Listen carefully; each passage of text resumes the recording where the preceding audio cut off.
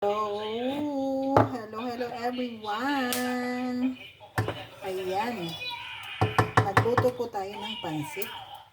Ayan po, meron na po tayo ditong kawali na may oil. Ayan, isunod na po natin ang ating bawang at sibuyas. Ayan, nagluto tayo ng ating hapunan. Ayan, isunod na natin ang ating sibuyas. Atin pong papupulahin ang ating sibuyas at bawang para po masarap ang ating pagkain.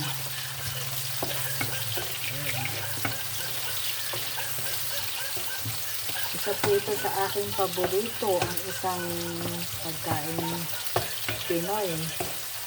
Ang ating pansit ng ayan.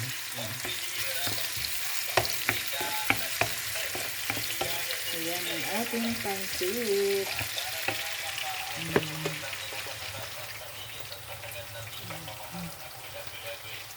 Naka-live si Dr. Lat, kaya tayo ay nanonood sa kabilang, naka-tune in sa ating isang cellphone para suporta ang ating mga kalingap.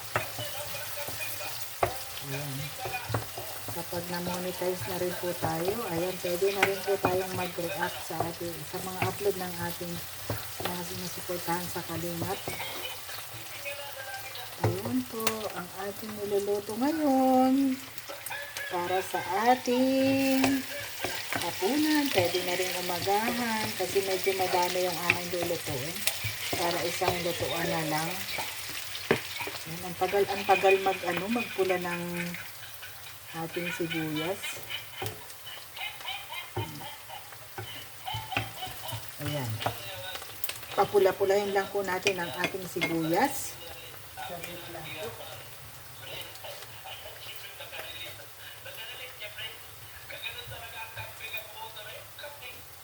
Saglit lang. Ayan. Ang isasahog ko dito ay nuggets lang kasi ayaw ko ng manok dahil allergy ako sa manok. So nuggets lang.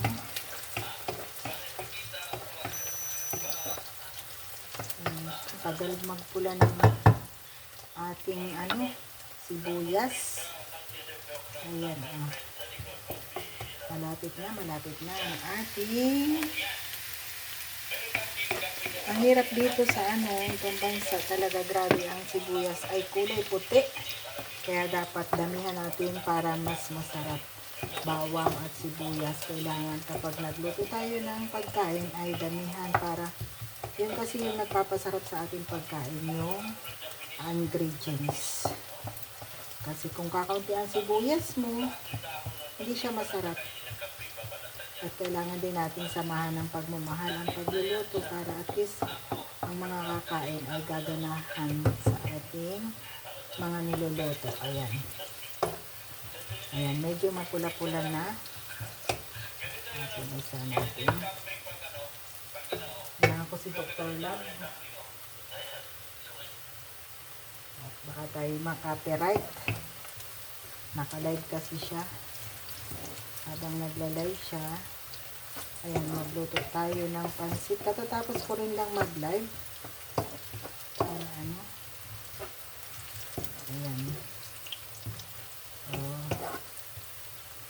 Ayan siya. Ayan, medyo mapula-pula na siya, guys. Sarap-sarap na yan. Kasi gusto ko talaga yung medyo brown na talaga siya para at least masarap. Sabi nila kapag ganyan ka, pwede na daw ilagay para yung lasa talaga ng sibuyas ay lasang-lasa dun sa sa niluluto mo. Pero para sa akin, mas maganda yung medyo brown. Ayan. Ayan, ilagay na po natin ang ating nuggets. Ay, nagkatubig na ang ating nuggets. Ayan po ang ating nuggets. Ilalagay na po natin yung isa-isa. Ayan. nasa tubig siya. Ayan. Okay. So, ikot-ikotin lang muna natin. Tapos, wala na rin akong repolyo at saka carrot. Hindi na ako bumili. Kasi simple lang naman tong pancit na ito. Pero masarap siya. Basta may pagmamahal ang pagluluto. Ayan. Ayan. O, diba? Kahit nabis lang yan. Pero madami siya. So, masarap na rin yan.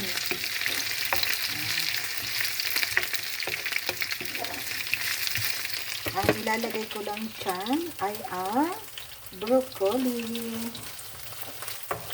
Ingredients, wala din kasing carrots, walang repolyo, so tama na yan. Okay na rin yan, gulay na rin siya. Magpapasarap na rin yan sa ating pancit.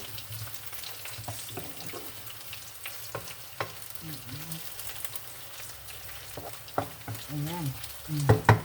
Sarap na. Sarap na guys. Oh, look at this. Wow. Amoy pa lang. Dahil sa bawang at sibuyas kasi madami akong nilagay. Ang bango-bango na yan. Ang bango-bango na yan guys. Ilagay na natin ang ating broccoli. Ayan.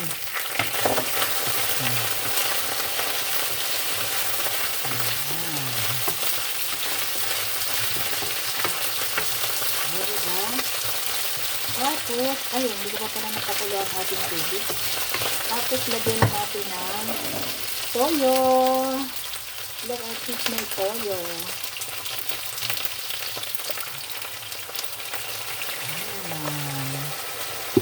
Diba? Sarap.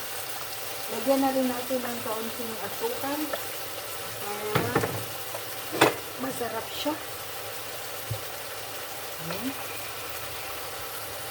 Ayan. Asukal. Ayan. Tapos paminta. Lagyan natin ang paminta. Kasi ito yung pinaka-importante. Ang paminta. Ay, bayagan mo yan. Ay, sorry. Ayan po. Ganyan po natin ang paminta. Kasi masarap po yan kapag madaming paminta. Plus ating pakuluan. Ang bango. Ang sarap ng ating luto. Ako lang ang may sabing masarap. Hindi nyo kasi matitikman eh. Ayan. Dali sa toyo yan. Ang bango. Ang sarap. Natatakam na ba kayo guys? Nagugutom na kayo? Nagugutom na kayo sa aking niluluto? Ayan po. Lagyan po natin ng asin. Tikman natin. Baka nakamali. Ay, asin. Ayan. Ayan lang ang ating ilalagay. Ayan po. Ayan. Ang tagal nang nalimutan natin initin. Ilagyan na natin ang tubig. Nalimutan natin initin kagad sumatagal. Ayan. Ang sarap sana nito kung madami siyang gulay. Ayan. Kasi napakahalaga sa katawan ng ating gulay. Kumain ng masustansyang gulay. Para gaya natin, medyo iniidad na tayo. So, ayan, kailangan natin ng gulay. Pero dito, kailangan natin magtipid para sa ating pamilya.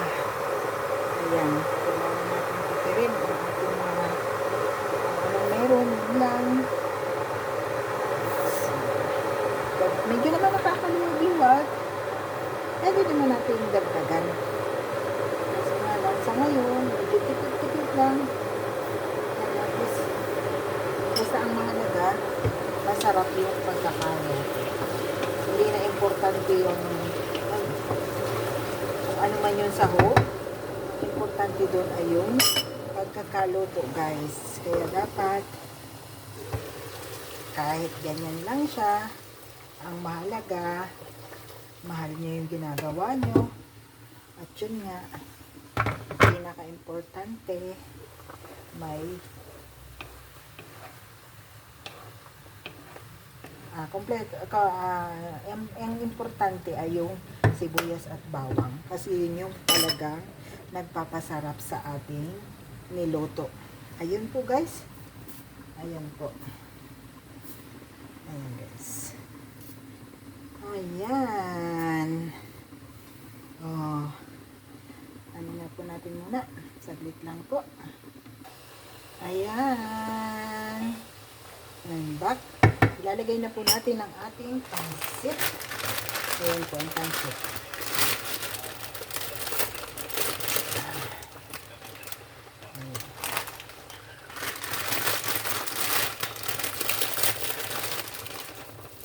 Ayan ang ating pansit.